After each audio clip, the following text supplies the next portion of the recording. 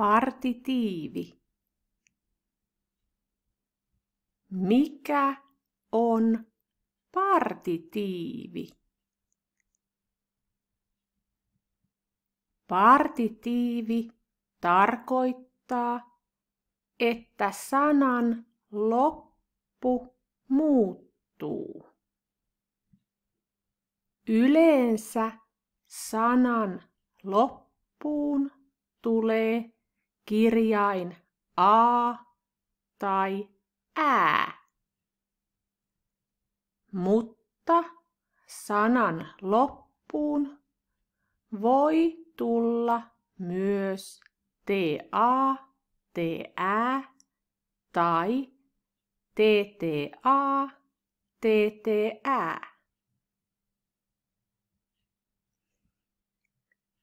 Kun sanan lopussa on yksi vokaali, loppuun tulee a tai ää.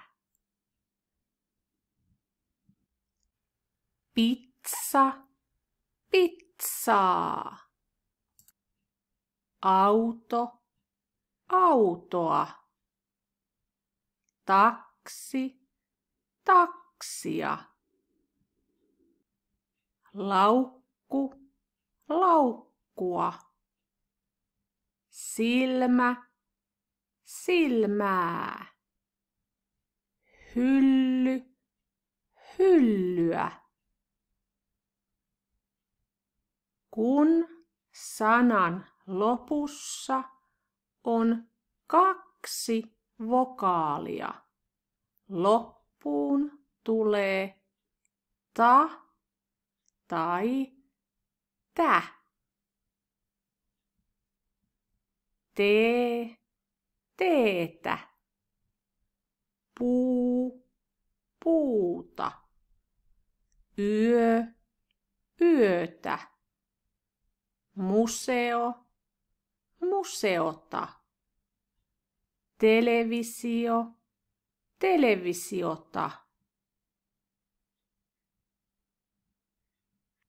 Kun sanan lopussa on konsonantti, sanan loppuun tulee myös ta tai tä. Avain, avainta. Hammas, hammasta. Mies, miestä. Ananas, ananasta. Puhelin, puhelinta.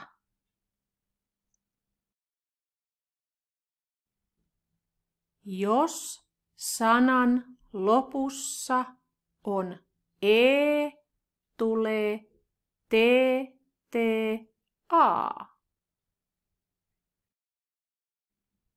Perhe, perhettä.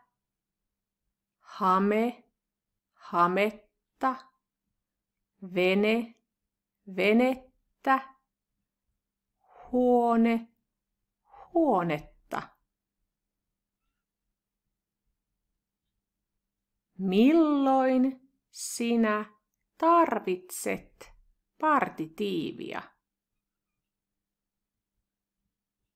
Sinä tarvitset partitiivia numeron kanssa, paitsi ei numero 1.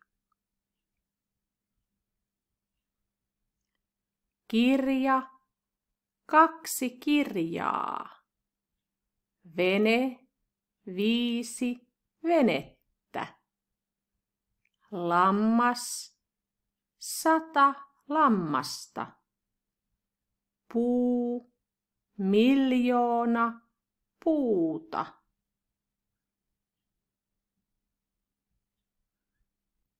Sinä tarvitset partitiivia syödä ja juoda verbien kanssa.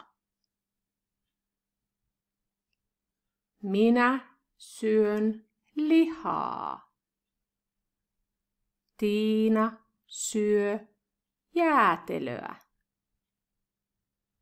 Me juomme teetä. Isä juo kahvia.